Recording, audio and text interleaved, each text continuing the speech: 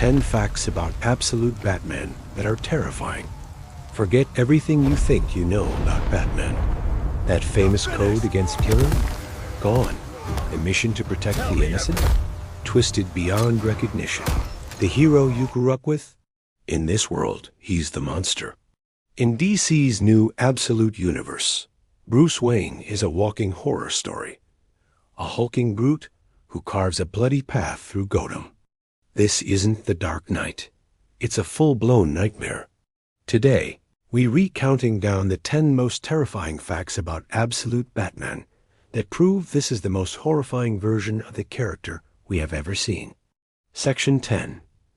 A Gotham that breathes malice. To understand this monster, you have to understand the cage that made him. The Gotham of the Absolute Universe isn't just a city with a crime problem. It's a hostile environment where the very architecture feels like it's out to get you. This isn't the gothic, romanticized city of the past. The buildings here loom like forgotten gods, and the shadows don't just hide criminals. They seem to birth them. This version of Gotham is a character in its own right, a physical manifestation of the rot that infects everyone inside. It's a city that doesn't just need a hero. It needs an exorcist. And it's here that Bruce Wayne's double life takes on a terrifying new meaning. By day, he's a civil engineer, trying to fix the city's corrupt infrastructure from the inside. But by night, he becomes the Batman, a vigilante who reflects the city's own savagery. His war on crime isn't a mission. It's a part of a violent ecosystem. The city's hostility seeps into his methods, and its brutality becomes his own. The horror of absolute Batman starts right here, with the terrifying idea that Gotham isn't just a place he protects. It's a monster that he's slowly becoming. Section 9. The blue-collar bat. Throw away that image of the billionaire playboy sipping champagne in his penthouse. The Bruce Wayne of the Absolute Universe is a 24-year-old, blue-collar civil engineer who grew up not in a manor, but in the grime of Crime Alley. This isn't just a new coat of paint. It redefines the character completely. He isn't some aristocrat looking down on the city's problems. He's a man who has lived and breathed them his entire life. This Bruce Wayne's hands aren't soft from counting money. They're calloused. His motivation comes from a desperate, hands-on need to fix the broken world he's a part of. His gadgets aren't from a billion-dollar R&D department. He designs and builds them himself. The Batmobile isn't a sleek tank. It's a brutalist machine that looks like it was welded together in a back alley garage. This also twists his relationships. His childhood friends aren't other socialites. They're the very people destined to become his enemies. Harvey Dent, Oswald Cobblepot, and Waylon Jones. They grew up in the same dirt and shared the same struggles. There's no social ladder separating them, which makes their eventual conflict so much more personal and horrifying. This Batman isn't an outsider looking in. He's a product of Gotham's meanest streets, a man who knows the system is rigged because he has been on the losing end of it his whole life. His rage isn't theoretical. It's personal. Section 8. The Zoo. A new primal trauma Batman's origin story is comic book gospel. A dark alley, a string of pearls, 2 gunshots. The Absolute Universe takes that iconic moment and turns it into a chaotic and psychologically scarring nightmare. The defining trauma of this Bruce Wayne's life isn't a mugging gone wrong. It's a horrifying mass shooting at the Gotham Zoo. Picture a young Bruce on a class field trip, a prize he won in the student engineering competition. His father, Thomas Wayne, isn't a surgeon but a humble schoolteacher, chaperoning the trip. Suddenly, the day is shattered by gunfire as a lone gunman opens fire. In a final act of love, Thomas shoves Bruce and his classmates into the Bat exhibit for safety, barricading the door and telling his son not to open it for any reason. Bruce is trapped, listening to the chaos as his father is killed on the other side. But the horror doesn't stop there. As his father lies dying, a stray bullet rips through the enclosure, and a terrified swarm of bats engulfs young Bruce in the dark. This isn't some symbolic bat crashing through a window. It's a visceral fusion of his greatest loss and his greatest fear. The symbol of the bat isn't an idea he adopts. It is a creature of pure terror branded onto his psyche at the moment of his father's death.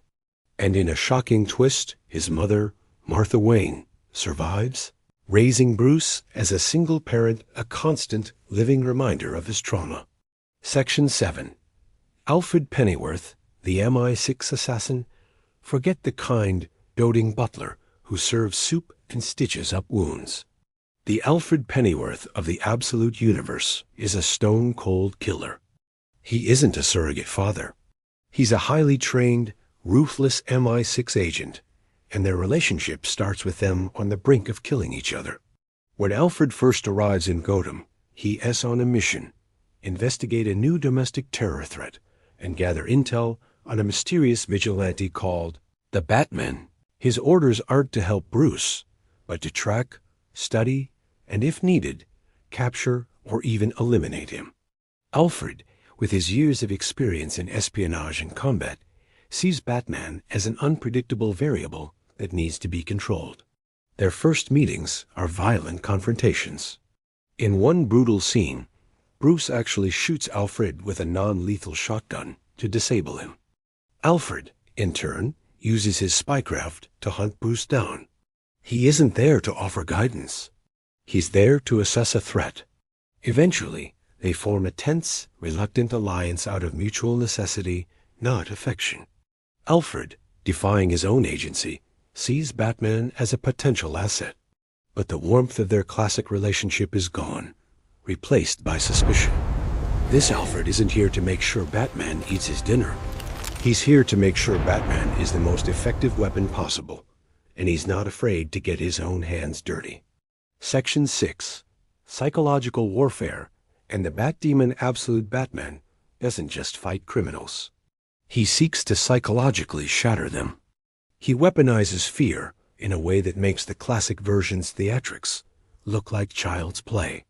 This Batman wants criminals to be convinced they've met a literal demon from hell. His tactics are pure body horror. The design of his suit makes him look like a grotesque chiropteran monster, a silhouette of pure nightmare fuel. When he fights, he's a moving horror show. He uses fake, sharpened teeth to create a monstrous snarl and theatrical claws that are brutally effective in combat. He's not building a symbol of justice. He's crafting a legend of a monster that haunts Gotham. He wants the story told in terrified whispers, that there is something inhuman out there in the night, something that will not just stop you, but unmake you.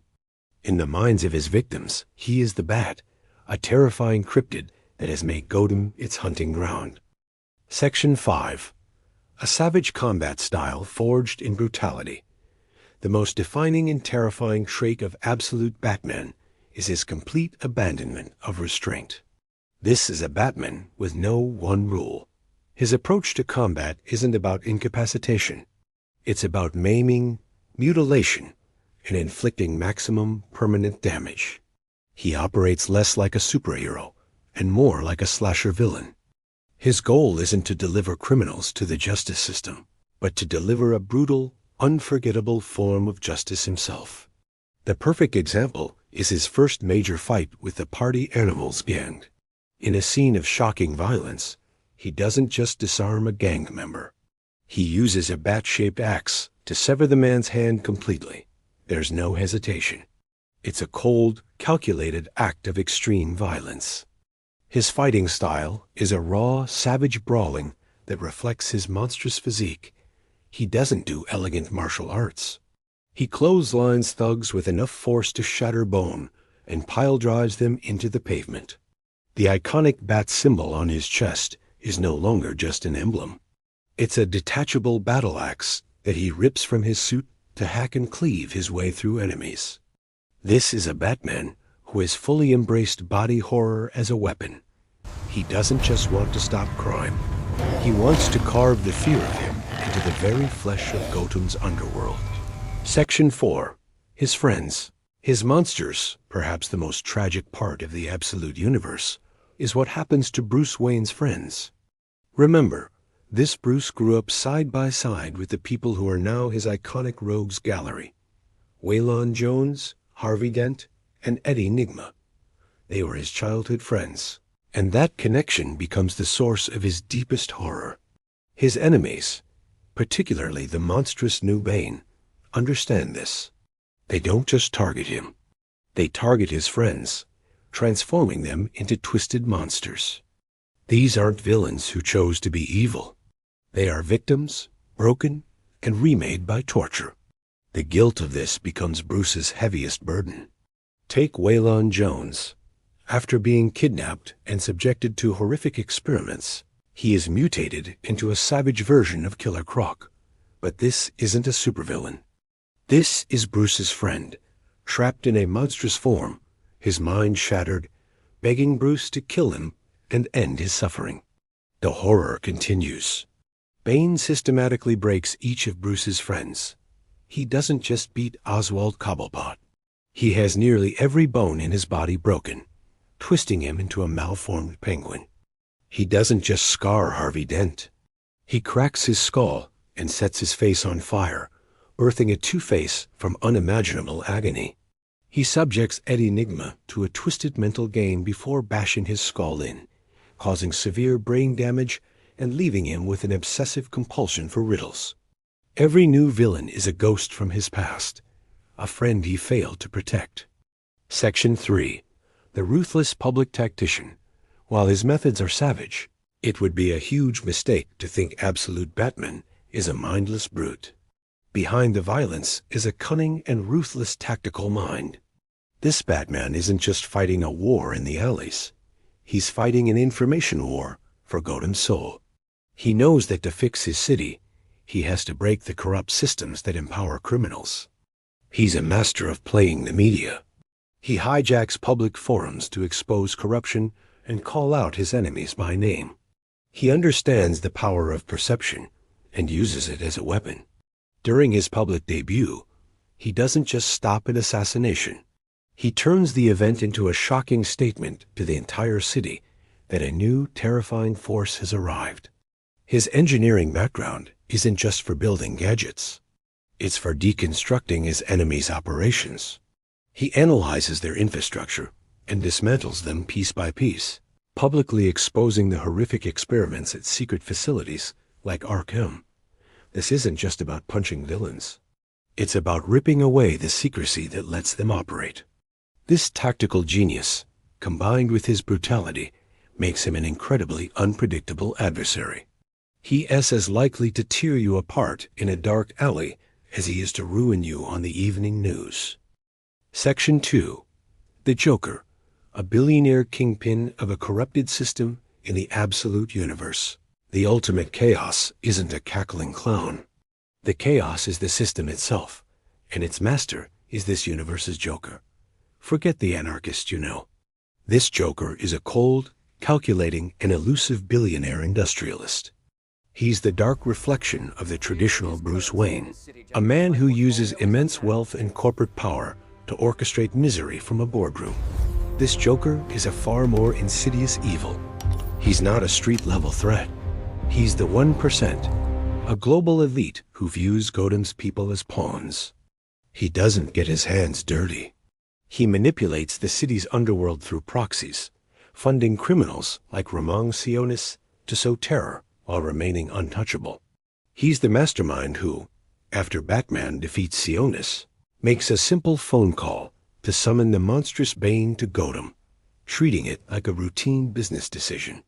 The physical horror of this Joker is a closely guarded secret.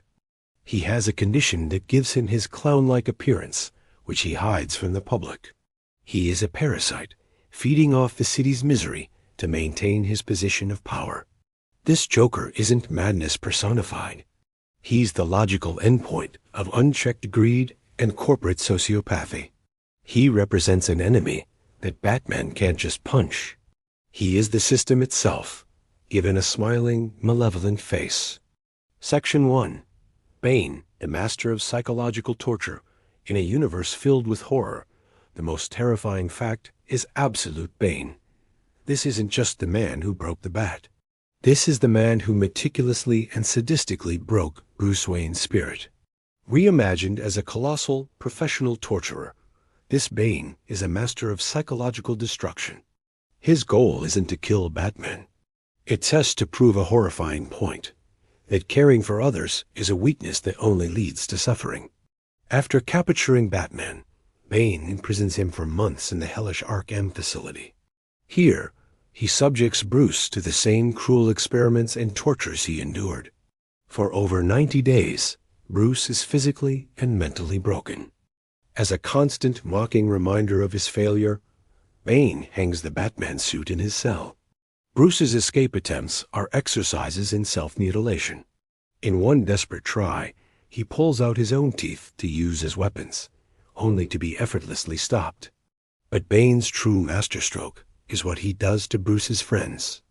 While Bruce is being broken, Bane visits Dent, Cobblepot, and Nigma and destroys them, transforming them into monsters.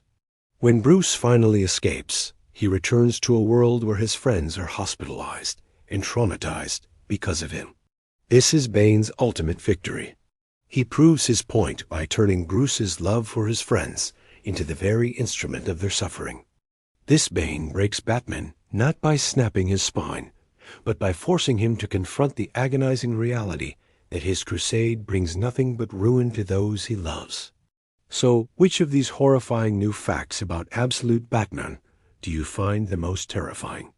Is it his brutal no-mercy combat style, or the torment of watching his friends become monsters? Let us know down in the comments. From a city that breathes malice to a Joker who runs the world from a spreadsheet, Absolute Batman is pure horror. This isn't just another dark and gritty reboot. It's a complete deconstruction of the hero, leaving us with a monster forged in trauma, fighting a war where every victory costs a piece of his soul. This is a Batman who stared into the abyss, and the abyss became him. If you enjoyed this breakdown of DC's most terrifying new hero, make sure to hit that like button and subscribe for more explorations into the darkest corners of the multiverse.